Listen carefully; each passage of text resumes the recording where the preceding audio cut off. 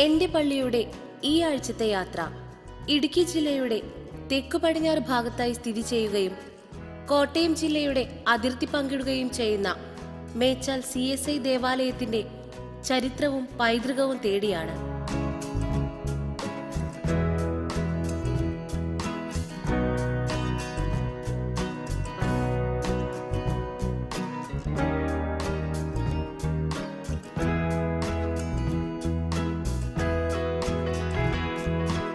നൂറ്റി വർഷങ്ങൾ പിന്നിട്ട ചരിത്രവും ഒരു നാടിന്റെ തന്നെ വികസനത്തിന് മുഖാന്തരമാവുകയും ചെയ്ത മേലുകാവ് സെന്റ് തോമസ് CSI ദേവാലയം.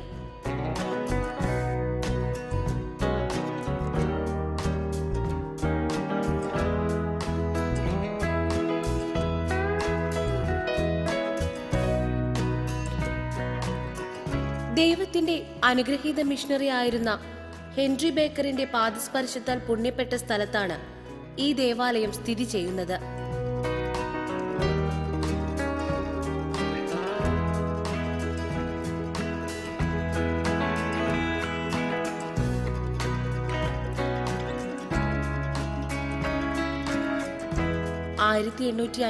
കാലഘട്ടങ്ങളിൽ ഹെൻറി ബേക്കർ ഇവിടെയുള്ളവരെ ക്രിസ്തുമാർഗം പഠിപ്പിക്കുകയും വിശ്വാസത്തിൽ ചേർക്കുകയും ചെയ്തു.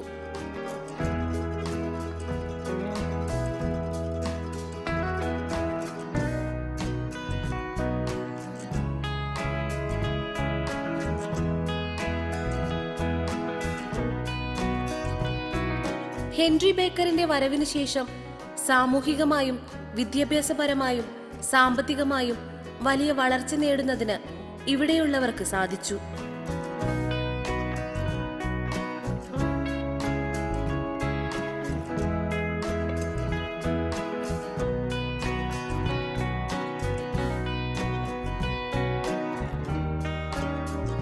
ഇരുളിൽ കഴിഞ്ഞിരുന്ന ഒരു ജനസമൂഹത്തിന് പ്രത്യാശയുടെ പുതുവെളിച്ചം നൽകുന്നതിന് മിഷണറിമാരുടെ പ്രവർത്തനങ്ങളാൽ സാധിച്ചു.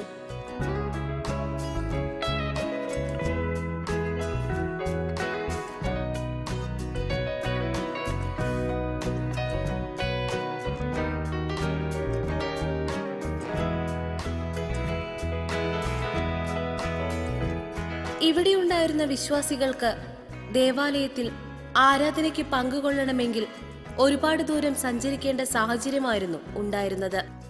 അങ്ങനെ ഇവിടെ ആദ്യം ഒരു സൺഡേ സ്കൂൾ സ്ഥാപിക്കുകയും പിന്നീട് ഒരു ചാപ്പൽ ഉണ്ടാവുകയും തുടർന്ന് ദേവാലയമായി ഉയർത്തപ്പെടുകയും ചെയ്തു.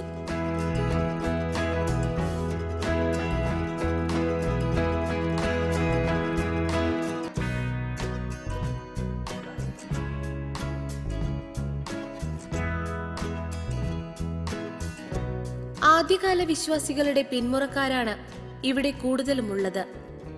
വനപ്രദേശമായിരുന്ന ഇവിടെ പുല്ലുമേഞ്ഞ സ്ഥലത്തായിരുന്നു ദൈവത്തെ ആരാധിച്ചു പോന്നത്.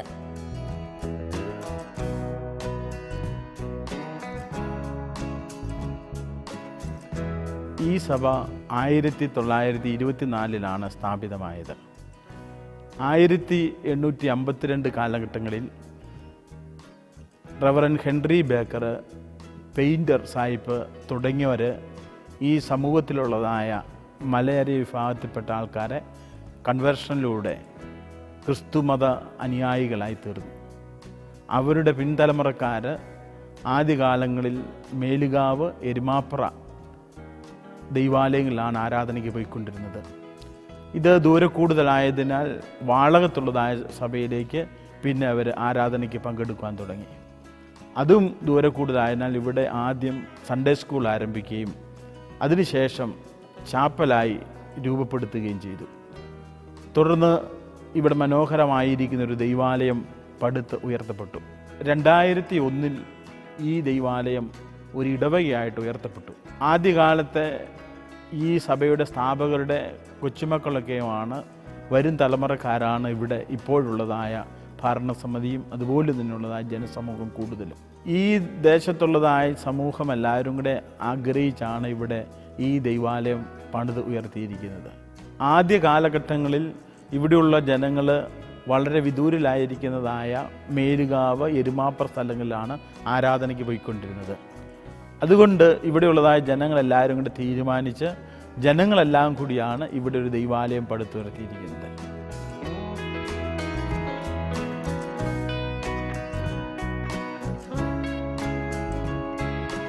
രണ്ടു പുഴകൾ ദേവാലയം സ്ഥിതി ചെയ്യുന്ന മലയുടെ മുകളിലൂടെ ഒഴുകുന്നത് കൊണ്ടാണ് മേച്ചാൽ എന്ന പേര് വരാൻ കാരണം.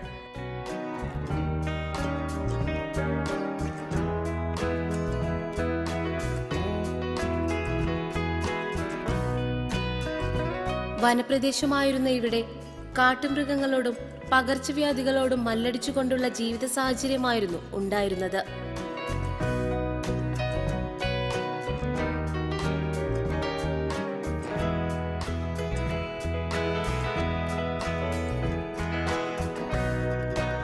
പിന്നീട് ഹെൻറി ബേക്കറും മിഷണറിമാരും ഇവിടേക്ക് എത്തുകയും വിശ്വാസപരമായും സാമൂഹികമായ നവോത്ഥാനം ഉണ്ടാവുകയും ചെയ്തു.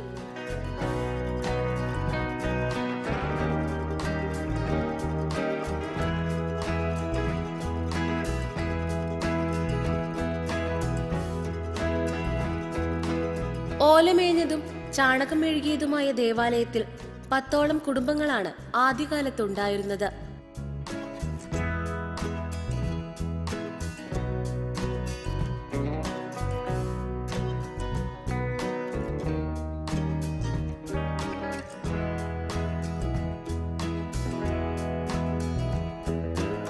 കാട്ടുതീ വന്ന് ഈ ദേവാലയം കത്തിനശിക്കുകയും പിന്നീട് ദേവാലയം പുനഃസ്ഥാപിക്കുകയും ചെയ്തു.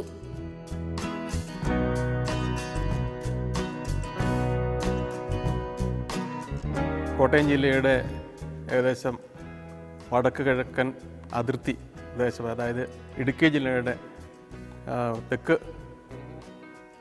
പടിഞ്ഞാറ് ദിശയിലുള്ളതായ അതിർത്തി, ഈ രണ്ട് ജില്ലകളുടെയും അതിർത്തി പ്രദേശമായ ഈ സ്ഥലത്ത് മേച്ചാൽ എന്ന ഈ കൊച്ചു ഗ്രാമം, ഇതിലാണ് ഈ സെൻറ് തോമസ് CSI ചർച്ച് നിലകൊള്ളുന്നത്.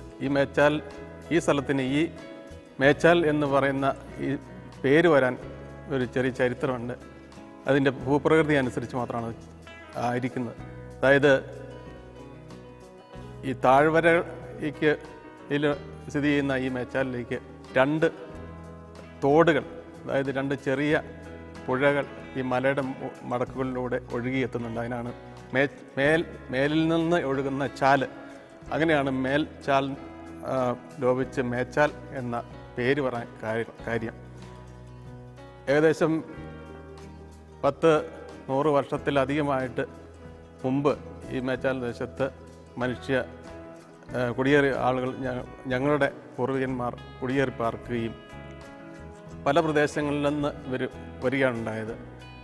അതായത് ഹിന്ദു മലയാറിയ ഭാഗങ്ങളിൽ ഉണ്ടായിരുന്ന ആളുകൾ ഈ മലമടക്കുകളിലും ഈ വനാന്തരങ്ങളിലൊക്കെയും ചിതറിപ്പാർത്തുകൊണ്ടിരുന്ന സാഹചര്യത്തിൽ അവർ സാമൂഹികമായും മറ്റുള്ള പല കാര്യങ്ങളിലും വളരെ ബാക്ക്വേഡിൽ ആയി കിടക്കുന്ന ഒരു സാഹചര്യമായിരുന്നുള്ളത്.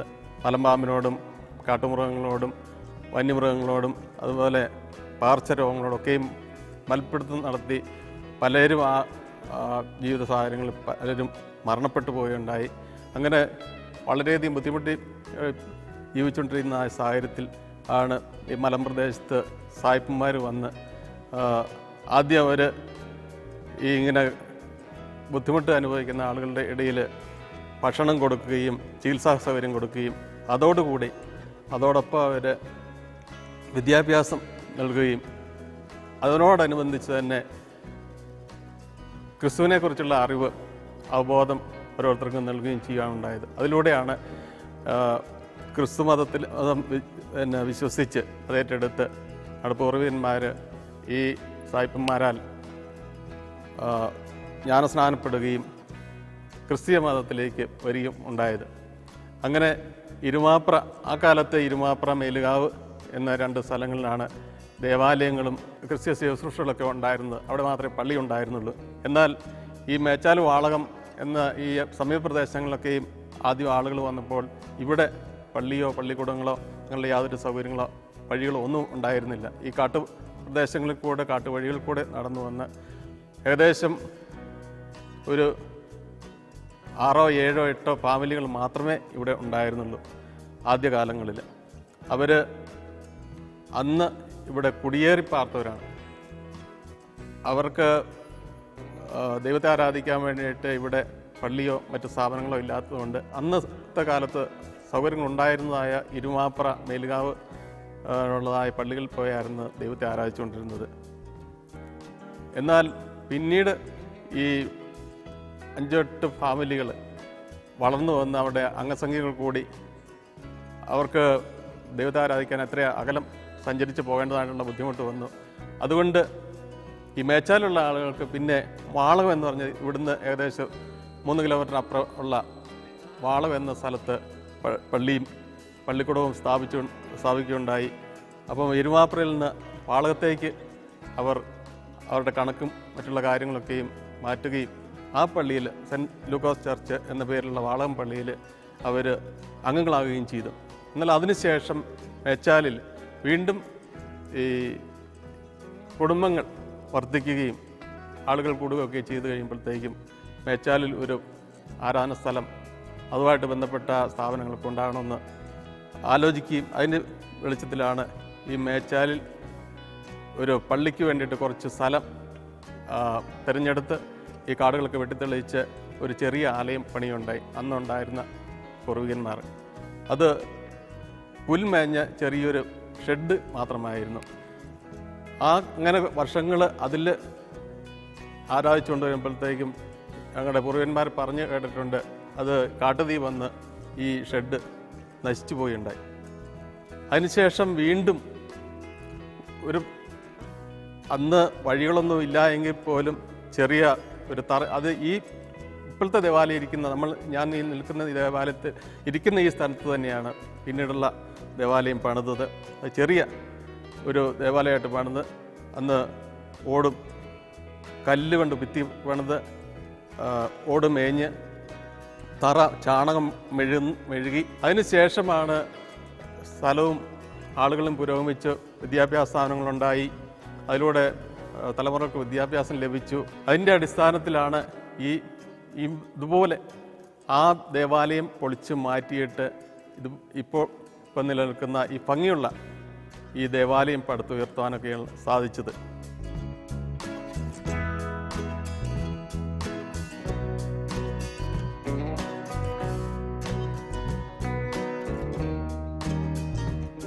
ഇപ്പോൾ 160-ലധികം കുടുംബങ്ങളുള്ള ഈ ദേവാലയം 10 കുടുംബങ്ങളാലാണ് തുടങ്ങുന്നത്.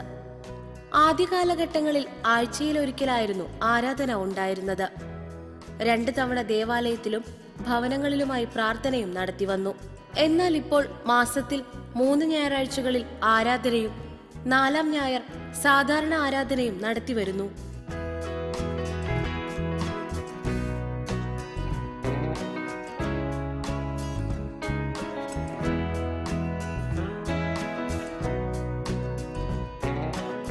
ഇതുകൂടാതെ മറ്റ് ദിവസങ്ങളിൽ കൂട്ടായ്മ യോഗങ്ങളും ഉപവാസ പ്രാർത്ഥനയും നടത്തപ്പെടുന്നു.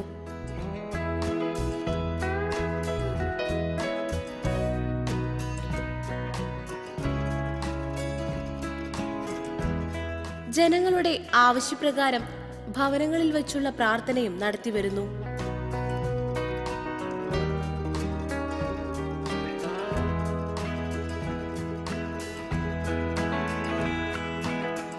സഭയുടെ സന്നദ്ധ സുവിശേഷ സംഘത്തിന്റെ ആരംഭവും ഈ ദേവാലയത്തിൽ നിന്നാണ്. ആദ്യ കാലഘട്ടങ്ങളിൽ മാസത്തിൽ ഒരു ഞായറാഴ്ച മാത്രമാണ് ഇവിടെ വിശുദ്ധ സംസർഗ ശുശ്രൂഷ ഉണ്ടായിരുന്നത്. ബാക്കിയുള്ള ദിവസങ്ങളിലെല്ലാം ഞായറാഴ്ചകളിൽ ആരാധനകളുണ്ടായിരുന്നു. മാത്രമല്ല ദിവസങ്ങളിൽ കൂട്ടായ്മ യോഗങ്ങൾ ദൈവാലയത്തിലും അതുപോലെ തന്നെ ഭവനങ്ങളിലും നടന്നു പോയിരുന്നിരുന്നു.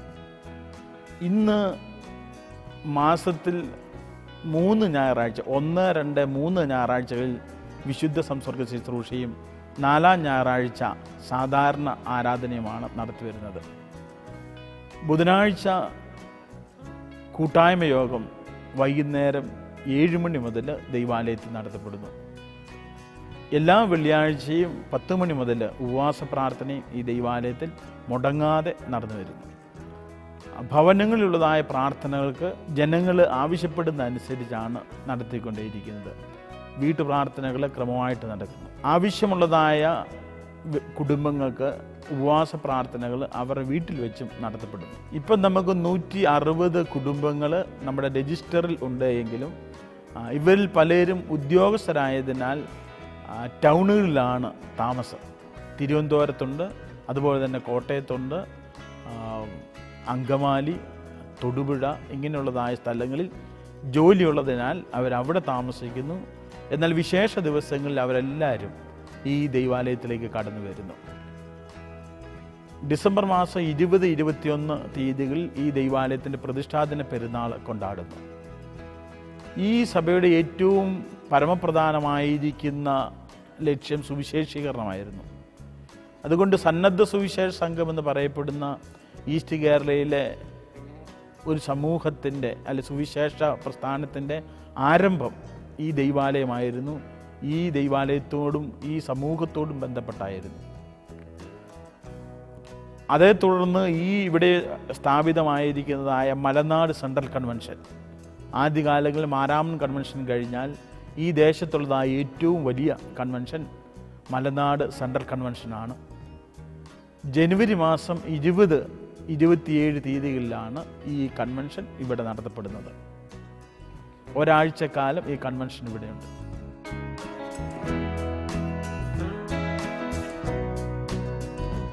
ദേവാലയത്തിലെ ആത്മീയ സംഘടനകളുടെ പ്രവർത്തനങ്ങൾ വളരെ പ്രശംസ അർഹിക്കുന്നതാണ്.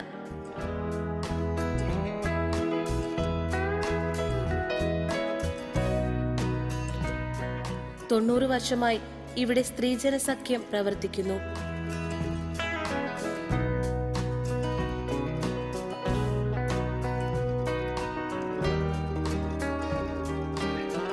പള്ളിയുടെ ആത്മീയവും ഭൗതികവുമായ എല്ലാ പ്രവർത്തനങ്ങളിലും സ്ത്രീജന സഖ്യം സജീവമായി പ്രവർത്തിക്കുന്നു. ഏതാണ്ട് 90 വർഷത്തെ പാരമ്പര്യമുണ്ട്. എങ്കിലും ആദ്യകാല പ്രവർത്തനങ്ങളെക്കുറിച്ച് ആധികാരികമായി പറയുവാൻ സാധിക്കുകയില്ല. എങ്കിലും അന്നത്തെ മാതാക്കൾ, മാതൃസംഗമം എന്ന പേരിലാണ് അന്നത്തെ ഈ സംഘടന അറിയപ്പെട്ടിരുന്നത്.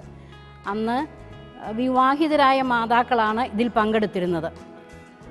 അവർ പള്ളി ആരാധനയ്ക്ക് ശേഷം ദേവാലയത്തിൽ ഒരുമിച്ച് കൂടിയിരുന്ന് പാട്ടുകൾ പാടി ദൈവത്തെ മഹത്വപ്പെടുത്തുകയും പ്രാർത്ഥിക്കുകയും കണ്ണുനീരോടെ പ്രാർത്ഥിക്കുകയും ചെയ്തിരുന്ന ഒരു തലമുറയായിരുന്നു അന്നുണ്ടായിരുന്നത്. ഇപ്പോഴത്തെ സംഘടന ഒരു തിരഞ്ഞെടുക്കപ്പെട്ട ഭരണസമിതിയോടുകൂടിയ സംഘടനയാണ്.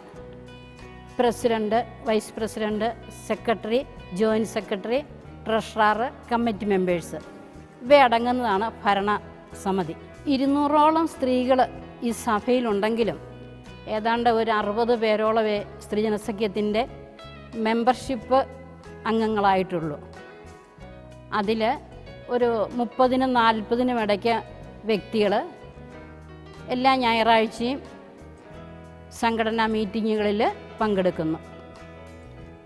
പള്ളി ആരാധനയ്ക്ക് ശേഷം ഈ ദേവാലയത്തിൽ വെച്ച് തന്നെയാണ് സ്ത്രീജനസഖ്യത്തിൻ്റെ മീറ്റിങ്ങുകൾ നടത്തപ്പെടുന്നത്. 1-ാം ഞായറാഴ്ച മധ്യസ്ഥ പ്രാർത്ഥന, 2-ാം ഞായറാഴ്ച ബൈബിൾ പഠനം, 3-ാം ഞായറാഴ്ച സാഹിത്യ മീറ്റിംഗ്, 4-ാം ഞായറാഴ്ച ബൈബിൾ ക്ലാസ്, 5-ാം ഞായറാഴ്ച രോഗി സന്ദർശനം. ഈ നിലയിലാണ് പ്രവർത്തനങ്ങൾ ഉൾക്കൊള്ളിച്ചിട്ടുള്ളത്. പാട്ടുകൾ പാടി പ്രാർത്ഥനയോടുകൂടി യോഗം ആരംഭിക്കുകയും ഉൽപ്പത്തി മുതലുള്ള പുസ്തകങ്ങൾ ഓരോ ഞായറാഴ്ചയും 1-2 അധ്യായങ്ങൾ എല്ലാ മെമ്പേഴ്സും 2-3 വാക്യങ്ങൾ വീതം വായിച്ച് ബൈബിൾ വായനയിൽ സ്ത്രീജന അംഗങ്ങളെല്ലാവരും പങ്കാളികളായി തീരുന്നു.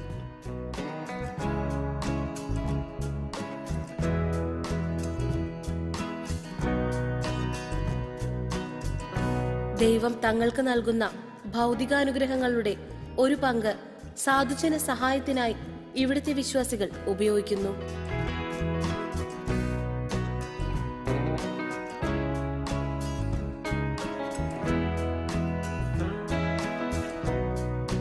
Sunday school, choir, mothers union, youth movement, employees and ex employees എന്നിങ്ങനെ 5ഓളം ആത്മീയ സംഘടനകൾ ഇവിടെ പ്രവർത്തിച്ചു വരുന്നു.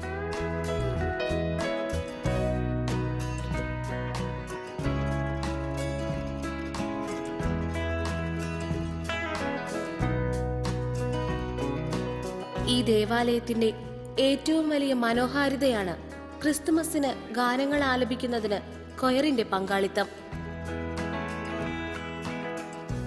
സംഗീതം ദൈവികമാണ്. സംഗീതം ദൈവത്തിൻ്റെ ഒരു വരദാനമാണെന്നാണ് നമ്മൾ വിശ്വസിക്കുന്നത്. ഈ സഭ വളരെ വർഷങ്ങൾക്ക് മുമ്പ് മധ്യകാല ഡയസസിൻ്റെ കീഴിൽ ഒരു സഭയായിരുന്നു. ആ കാലയളവ് തൊട്ട് തന്നെ ഈ സഭയിൽ ക്വയർ രൂപീകരിക്കുകയും അതിൻ്റെ പ്രവർത്തനങ്ങൾ നടക്കുകയും ചെയ്തിട്ടുണ്ട്. മധ്യകാല മഹായിടവ ഇരുമാപ്ര സഭയുടെ ഉപസഭയായിരുന്ന കാലയളവിൽ ഈ സഭയിൽ വെച്ച് ക്വയർ ഫെസ്റ്റ് അതുപോലെയുള്ള പ്രത്യേകമായ പരിപാടികൾ നടത്തപ്പെട്ടു. 1967 കാലയളവിലാണ് അത് നടത്തപ്പെട്ടത്. അന്നു മുതൽ ഈ സഭയിൽ 4 പാർട്സ് സിംഗിങ്, CSC സഭയെ സംബന്ധിച്ചോളം 4 പാർട്ട് സിംഗിങ് വളരെ പ്രാധാന്യം അർഹിക്കുന്നു. ആ ഒരു പഠന രീതി ഈ സഭയിൽ നിലനിന്നിരുന്നു അന്നു മുതൽ. ഇന്ന് ഈ സഭയുടെ കൊയറിൽ 25ഓളം അംഗങ്ങൾ സ്ഥിരമായി പ്രവർത്തിക്കുന്നു, പാടുകയും ചെയ്യുന്നു. ഈ സഭയിലെ കുഞ്ഞുങ്ങൾ ക്രിസ്മസ് കാലയളവിൽ ഞങ്ങളെല്ലാവരും അത് വളരെ ആഘോഷപൂർവ്വമായി നടത്തപ്പെടുന്നു. ക്രിസ്മസിനോടനുബന്ധിച്ച് ഗാനോത്സവം, പപ്പ മത്സരങ്ങൾ, അങ്ങനെയുള്ള കാര്യങ്ങളെല്ലാം ഈ സഭയിൽ വെച്ച് നടത്തപ്പെടുകയും അതുപോലെ തന്നെ മഹാടവയുടെ മത്സരങ്ങൾ പോയി പങ്കെടുക്കുകയും ചെയ്യുന്നു. അതുപോലെ ഭവനങ്ങൾ സന്ദർശിച്ച് പാട്ടുകൾ പാടുന്ന ഒരു രീതിയുണ്ട്. അത് എല്ലാ വർഷവും കുഞ്ഞുങ്ങൾ ഓരോ ഗ്രൂപ്പായി തിരിഞ്ഞ് ഓരോ ഭാഗങ്ങളായി കടന്നു പോവുകയും ഗാനങ്ങൾ ആലപിക്കുകയും അവർക്ക് വേണ്ടി പ്രാർത്ഥിക്കുകയും ഓരോ ഭവനങ്ങൾ കയറി ഗാനങ്ങൾ ആലപിക്കുകയും പ്രാർത്ഥിക്കുകയും ചെയ്യുന്നു.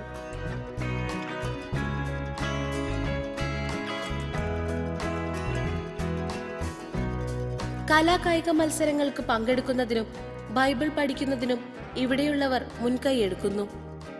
നല്ല രീതിയിൽ തന്നെയാണ് മേച്ചൽ സഭയിലെ സൺഡേ സ്കൂള് നടന്നു പോകുന്നത്. 73 കുട്ടികളുണ്ട്, 14 ടീച്ചേഴ്സുണ്ട്. സൂപ്പർ സാറിൻ്റെ പേര് KJ ജോസ് എന്നാണ്. 14 ക്ലാസ്സായിട്ട് തന്നെ തിരിഞ്ഞാണ് പഠിപ്പിക്കുന്നത്. സൺഡേ സ്കൂൾ രാവിലെ 7:30 സൺഡേ സ്കൂൾ ആരാധന ആരംഭിക്കും. അതിനുശേഷം 8 മണിക്ക് ക്ലാസ് പിരിഞ്ഞ് ഓരോ അധ്യാപകരും ഓരോ ക്ലാസ്സുകൾ എടുക്കുന്നു. ഈ സഭയിലെ കുട്ടികൾ കലാമത്സരങ്ങളിലൊക്കെ പങ്കെടുക്കുകയും സമ്മാനങ്ങൾ വാങ്ങുകയൊക്കെ ചെയ്യാറുണ്ട്. ഡിസ്ട്രിക്ട് തലത്തിലും മഹായിടവ തലത്തിലൊക്കെ സമ്മാനങ്ങൾ വാങ്ങിക്കാറുണ്ട്.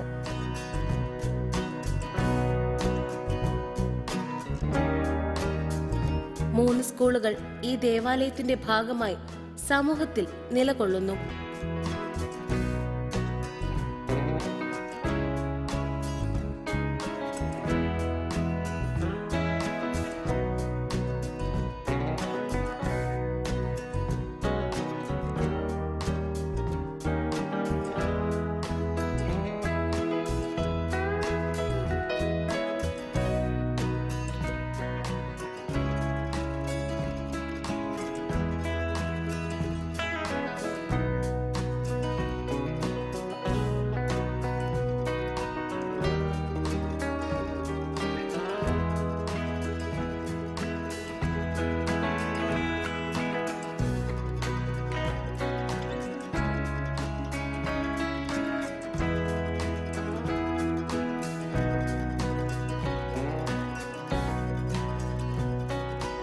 നമ്മുടെ പിതാക്കന്മാർ ആദ്യ കാലഘട്ടങ്ങളിലെ കഷ്ടതയുടെയും പ്രയാസത്തിൻ്റെയും മധ്യത്തിൽ ഇവിടെ സ്ഥാപിതമാക്കിയ ഈ സഭ മൂലമാണ് ഈ ദേശത്തിന് വെളിച്ചം പകരുവാനിടയായത്.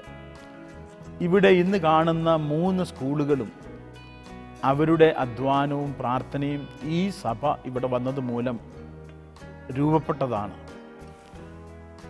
LP സ്കൂളും ഹൈസ്കൂളും ഈ സഭയുടെ തന്നെ മാനേജ്മെൻറ്റിൽ പോകുമ്പോൾ UP സ്കൂള് ഗവൺമെൻറ്റിൻ്റെ നേതൃത്വത്തിൽ അവർക്ക് വേണ്ടി സഭ പണിതു കൊടുത്തതാണ്.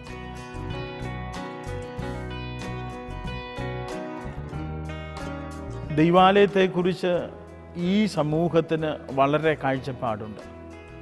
എൻ്റെ ആലയം പ്രാർത്ഥനാലയം. അതുകൊണ്ട് പ്രാർത്ഥനയ്ക്ക് വേണ്ടി ജനസമൂഹം വളരെ ആത്മാർത്ഥതയോട് കടന്നു വരികയും ദൈവത്തെ ആരാധിക്കുകയും അതുമൂലം അനുഗ്രഹങ്ങൾ പ്രാപിപ്പാനും ഈ സമൂഹത്തിന് കഴിഞ്ഞിട്ടുണ്ട് എന്നത് പ്രശംസനീയമാണ്. വേദനയുടെയും കഷ്ടപ്പാടിന്റെയും നടുവിലാണ് ഇവിടെയുള്ള പൂർവികർ ദേവാലയം പണിതുയർത്തിയത്.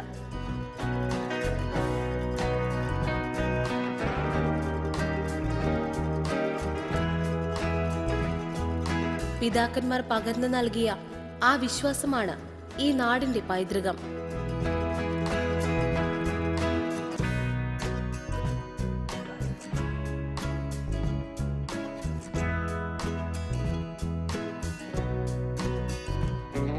കഷ്ടപ്പാടിന്റെയും പ്രയാസങ്ങളുടെയും നടുവിൽ വെളിച്ചം നൽകാൻ ദൈവവിശ്വാസത്താൽ സാധിച്ചു.